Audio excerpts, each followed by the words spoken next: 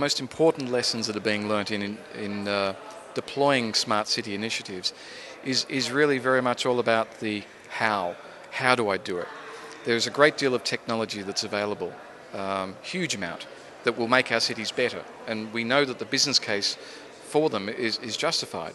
But especially in the developed world, such as the Europe or the US, regulation, political systems makes it very difficult to deploy smart city initiatives. Whereas the developing world, such as Asia, where China, or I live in Singapore, are probably running ahead because they don't have the same political environment, and they can actually judge what is a great smart city initiative and then actually make it happen.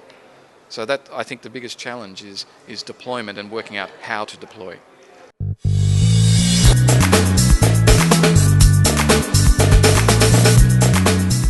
It depends if you're talking about a new city or an existing city. So Barcelona is what we call a brownfield city.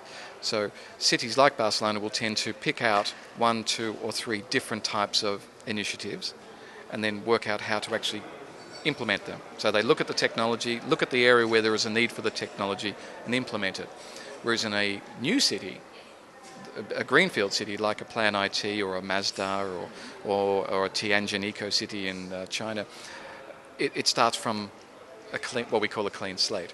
So the approach is completely different because you have so many more pieces to actually work out. You have to work out who will operate different utilities, who will operate water power, who will actually operate and own and finance. So they're actually far more complex than when you're actually in an existing city where you're picking out, say, a transport initiative and saying, okay, we will just focus on that and we'll implement it.